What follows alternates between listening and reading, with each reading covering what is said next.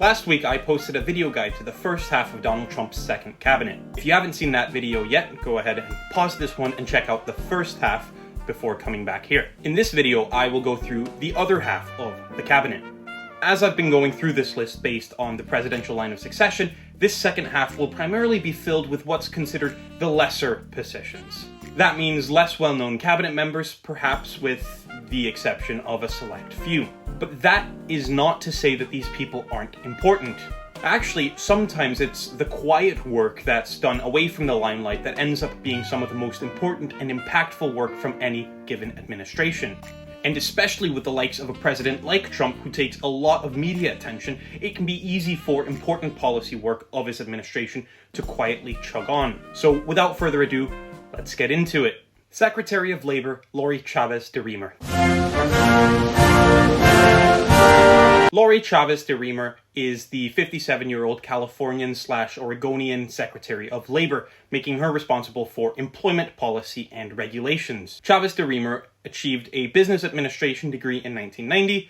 During her final year of college, she briefly worked at a Planned Parenthood clinic. After college, she worked odd jobs, including as a substitute teacher, in babysitting, and as a sales representative. In 2002, she entered local politics by serving on her local parks committee. 2 years later, she stood for the Happy Valley City Council and was successfully elected as a Republican. She continued working her way up through local politics, and in 2010, she was elected mayor of her town. In 2018, she stood down as mayor, but she resurfaced in 2022 when she successfully won a seat in the House of Representatives. As a representative, she quickly established herself as one of the most bipartisan Republicans in the House. Most notably, she worked with Democrats on a series of pro-union, pro-labor pieces of legislation. She supported the Protecting the Right to Organize Act, which would make unionization easier and give unions more power and protections. In 2024, she lost her House seat in a fairly close election against Democrat Janelle Bynum. However, this loss will have been quickly forgotten as she was soon nominated by Trump as Secretary of Labor.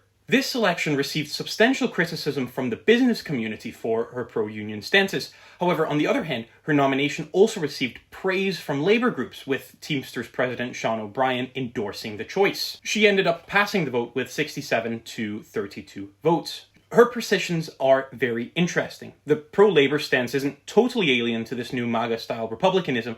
Notably, Trump has made a massive point out of working with unions and scoring endorsements from them. At the same time, DeRemer's views and stances probably don't exactly work in tandem with Trump policies such as DOGE.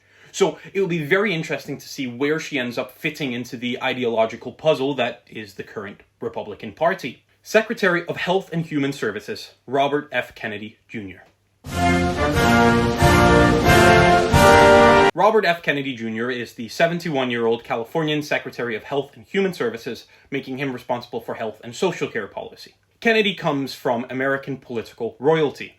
His uncle was President John F. Kennedy, and his father was Attorney General and likely Democratic nominee for president in 1968 had he not been assassinated when Kennedy Jr. was 14. After his father's assassination, Kennedy Jr. struggled with drug abuse, being arrested for cannabis possession at the age of 16 and becoming a drug dealer while studying at Harvard. At the age of 29, Kennedy was given 2 years of probation and community service for heroin possession. Shortly after he served his probation, Kennedy would embark on a very successful career as an environmental lawyer. He's founded several environmentalist groups and led cases against coal, water pollution, and factory farming. During this same period, Kennedy was also a critic of vaccines and a peddler of conspiracy theories. He founded the Children's Health Defense, an anti-childhood vaccine nonprofit. He garnered a lot of attention during the COVID-19 pandemic, where he was hypercritical of vaccines and the Biden administration's handling of the pandemic. During this time, Kennedy published a book, The Real Anthony Fauci, that became a New York Times bestseller. In 2023, he announced he was running for president as a Democrat challenger to President Biden.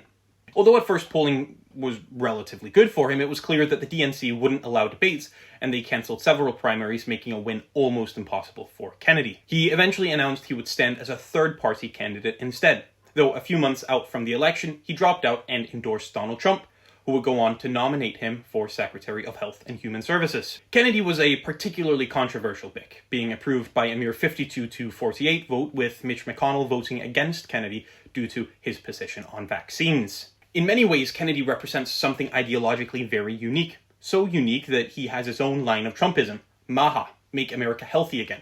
a mildly vaccine-skeptical view that also emphasizes a move towards healthier lifestyles, predominantly through cutting down on unnatural additives and seed oils. Kennedy is also an environmentalist, though he seems happy to put those views on the back burner a bit during the very pro-coal, very pro-oil Trump administration. Secretary of Housing and Urban Development, Scott Turner. Scott Turner is the 53-year-old Texan Secretary of Housing and Urban Development, making him responsible for housing and development policy.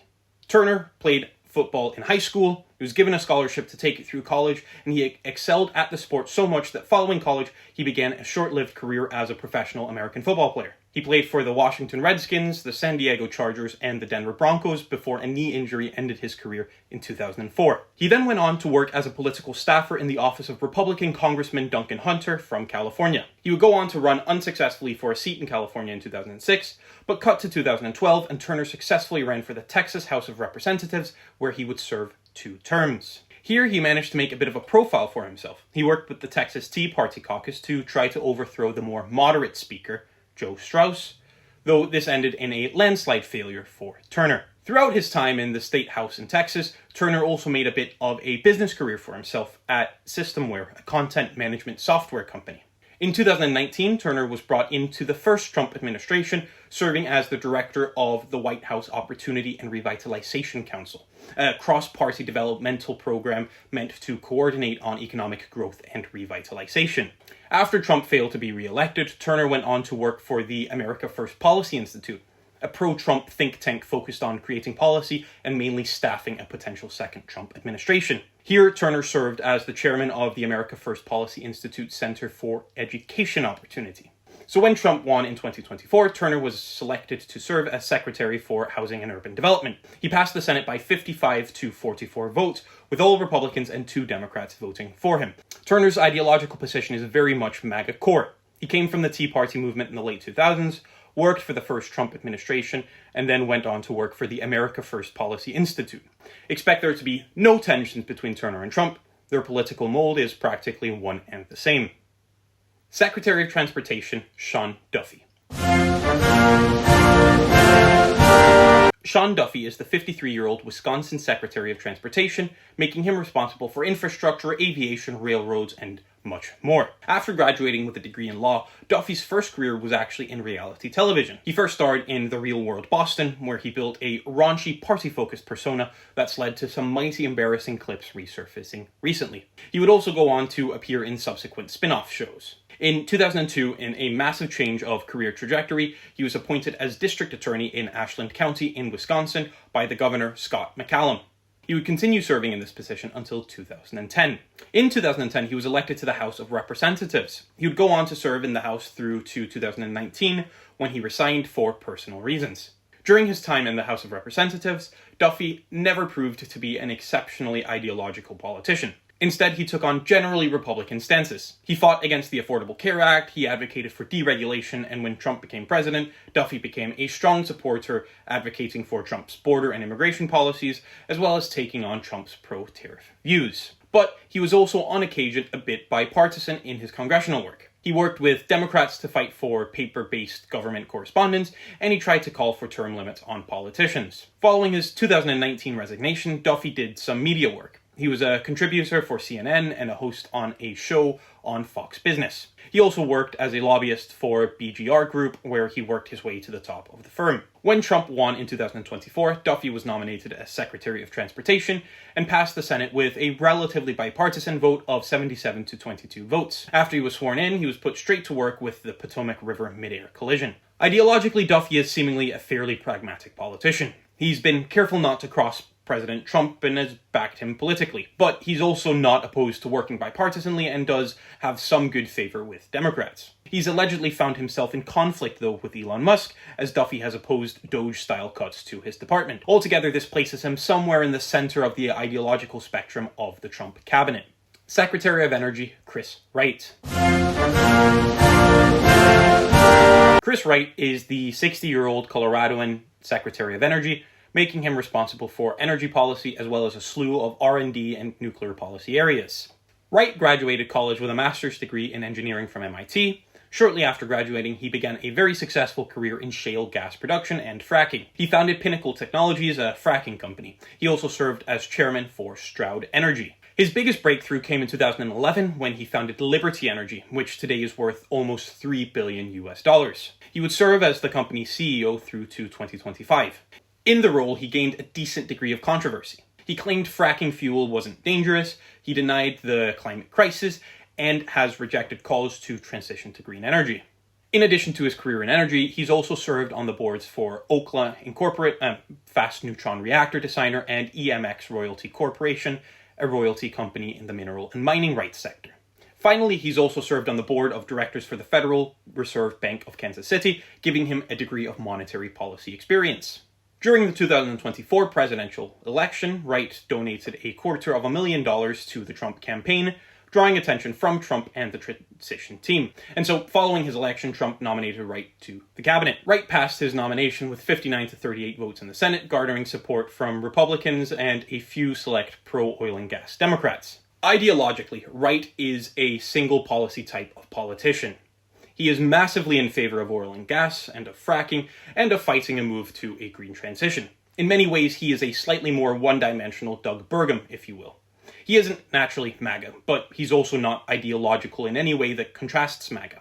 And so he fits snugly into the energy department, where he is a full-blown supporter of Trump's policies on the area. Secretary of Education, Linda McMahon. Linda McMahon is the 76-year-old North Carolinian Secretary of Education, making her responsible for policy from pre-K through to American colleges. McMahon grew up in North Carolina, where she married a family friend after high school, Vince McMahon, whose father owned the Worldwide Wrestling Federation. Linda graduated from college with a teaching degree in French. In the years to come, she and her husband traveled from South Carolina to Maryland to Massachusetts as her husband struggled to cement a strong business career of his own. In the meantime, Linda worked jobs from translating to work at law firms. Then, in the late 70s, her husband began a successful professional wrestling promotion in Massachusetts. This led to the founding of Titan Sports, with which Vince bought his father's wrestling business. Together, Vince and Linda ran what soon became a massive conglomerate of wrestling that was the WWE. She would go on to become the president of the WWE. On several occasions, Linda McMahon appeared on screen in some of the wrestling storylines. In the late 2000s, her attention shifted towards politics. First, she completed a short stint as the Connecticut State Board of Education before resigning just over a year later to run for Senate. She unsuccessfully ran for Senate in both 2010 and 2012, losing in the general in both instances to the Democratic candidate. After these losses, McMahon would pause her campaigning and instead became a political donor. In 2016, she donated $6 million to a super PAC supporting Donald Trump. This led to her being selected to run the Small Business Administration in Trump's first presidency. She did this with relatively high amounts of praise from both parties. She cut government waste and especially received praise for support for small businesses following Hurricane Harvey. After just over 2 years in the job, she resigned to run a pro-Trump super PAC ahead of the 2020 presidential election. Following the 2020 election, where Trump was not re-elected, McMahon continued serving in Trump world. She raised money for his 2024 campaign. She served on the board of the America First Policy Institute, a think tank aimed at making policy and staffing suggestions for Trump's second term, and she was tasked with the transition following Trump's 2024 victory.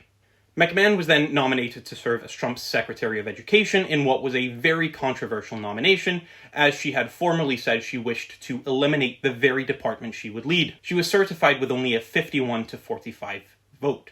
McMahon is ideologically very closely aligned to Trump. Considering her views on her own department, suggesting she intends to eliminate it, she is also very friendly with an Elon Musk-style approach. She's clearly MAGA, with close associations with Trump and the America First Policy Institute. She will be very much a yes woman in the Trump cabinet. Secretary of Veterans Affairs, Doug Collins.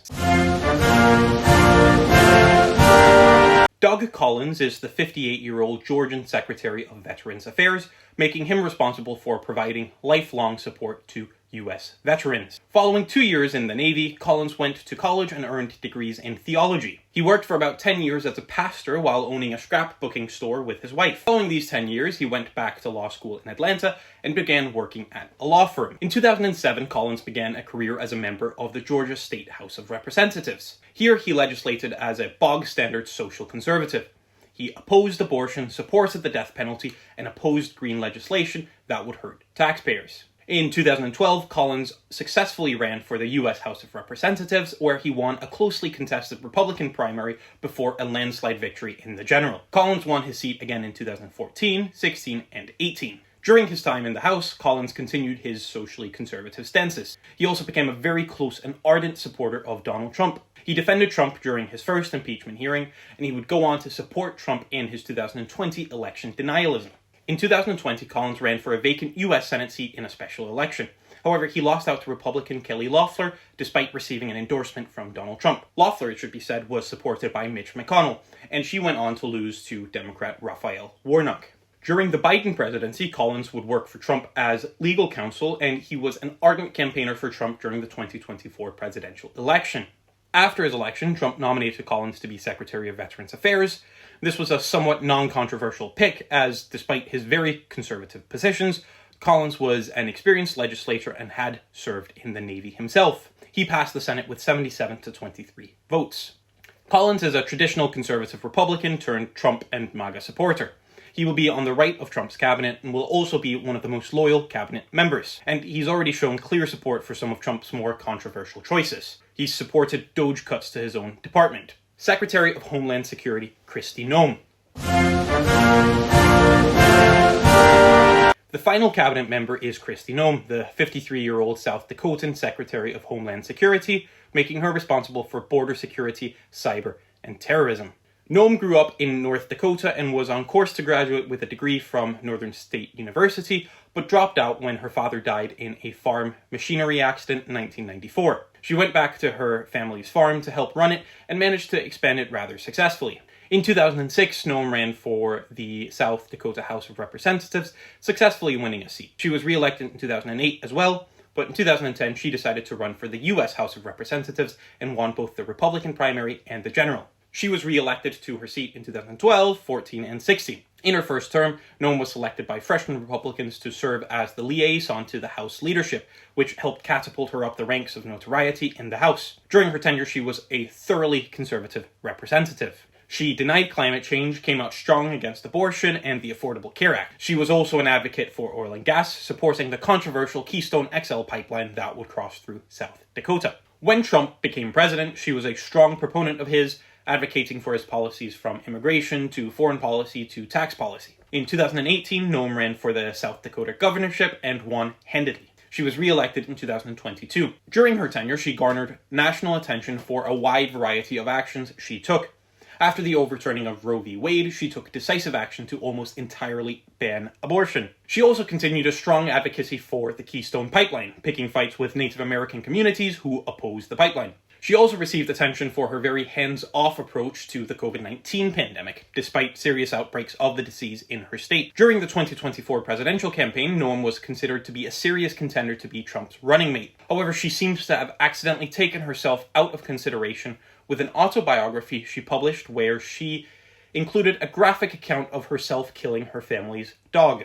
Trump ended up selecting her instead as his Secretary of Homeland Security, where she passed the Senate with a relatively close 59 to 34 vote. In the role so far, she has spearheaded Trump's very controversial but consequential deportation scheme and border security reinforcement. Ideologically, Noem is very MAGA. She's a close ally of Trump's, and the fact that he's given her a portfolio so important to his political image and narrative suggests he has the utmost confidence in her. She's clearly one of the more right-wing members of the cabinet, and may even be a contender to be a Trump successor one day. That's it for Trump's cabinet, all 16 members. Like I said at the start, if you haven't yet watched part 1 of this guide, click through right there to do so. And if you found this video interesting or helpful at all, I would really appreciate it if you would like the video, leave a comment, and give my channel a subscribe. It's free and it will help me make more videos like this one. Thank you so much for watching. Have a good one. Goodbye.